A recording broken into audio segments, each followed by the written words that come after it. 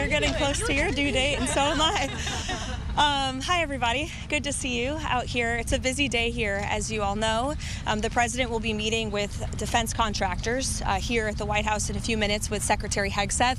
This is a pre-scheduled meeting, and the purpose of it is to talk about the president's aggressive and fierce support for rapidly increasing the ability of U.S. manufacturers to produce American-made weapons, which we know are the best in the world. The president signed an executive order on this earlier this year. This is a long-held policy objective of this administration, and so he'll be speaking directly with these defense contractors. But of course, as the president has maintained, we have more than enough ammunitions, weapons, stockpiles to achieve the objectives of Operation Epic Fury and beyond. After that, you'll be hearing from the president directly at 4 p.m. in the East Room at the College Sports Roundtable. We have coaches and we have scholars and we have athletes from around the country who will be joining. I know some lawmakers will be up there as well. President, again, a long-sought goal is to fix college sports, and so he'll be holding a roundtable to hear from all of these great people in the this afternoon, and you'll see him up there as well.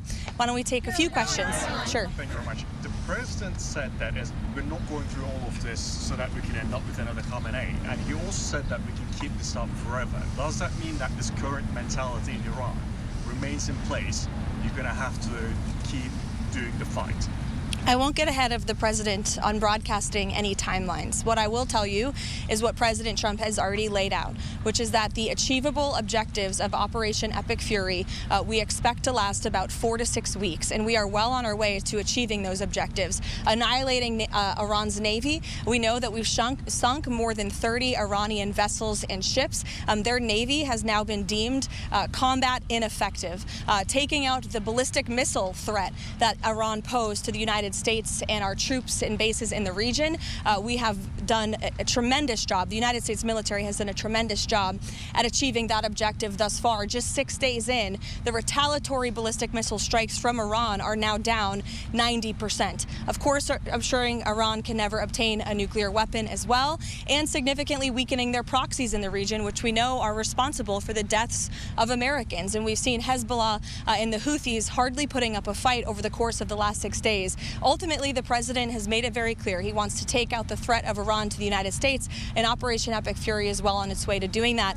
As for the future of Iran, as the president has pointed to, of course it's in the best interest of the United States of America for Iran to no longer be led by a radical terrorist regime that chants death to America and is lying to the United States and the world about their secret ambitions to possess a nuclear bomb. President Trump does not want to see that.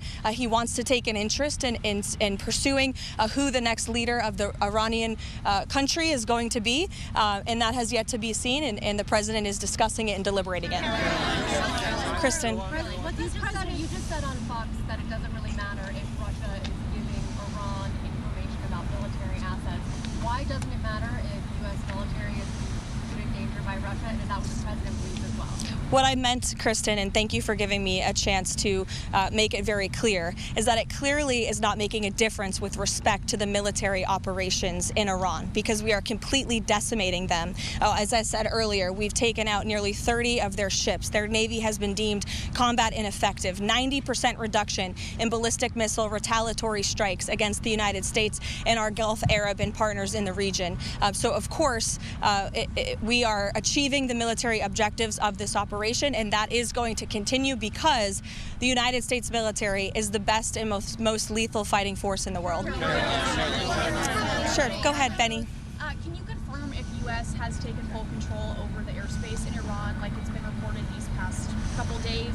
Trump said within hours, within days. Can you confirm anything along those lines? Yes, we are well on our way to doing so. Karoline, has the president's faith in Russia to cut a peace deal with Ukraine been shaken by the knowledge that Russia is apparently supplying intelligence to Iran in this conflict? I think the president would say that peace is still an achievable objective with respect to the Russia-Ukraine war. You saw Special Envoy Witkoff put out a tweet yesterday announcing a new prisoner exchange between both Russia and Ukraine. So it's something this administration still wants to see, and something I know the president will continue to work on. Has he expressed any frustration to Putin about this intelligence? I'll let the president speak on that directly. Mary. What is the president mean when he calls for unconditional surrender? Is he saying that the regime has to fully relinquish control? What the president means is that when he, as commander-in-chief of the U.S. Armed Forces, determines that Iran no longer poses a threat to the United States of America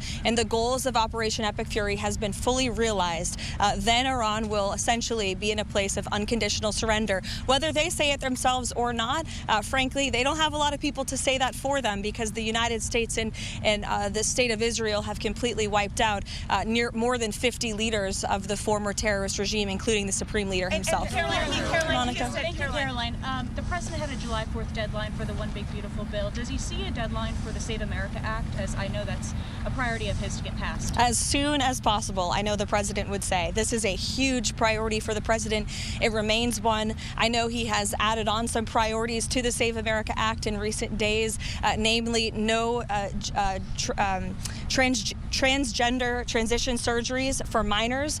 We are not going to tolerate the mutilation of young children in this country, and no men in women's sports. And the president putting all of these priorities together, it speaks to just how common sense they are. These are all common sense priorities of this president that are backed by the vast majority of Americans, and he wants Republicans to act on them as quickly as possible. Thank you. Ken Paxton laid out some conditions yesterday, saying that he would drop out of the race if Senate leadership on the Republican side agreed to getting rid of the filibuster, for example. What are the president's thoughts on that?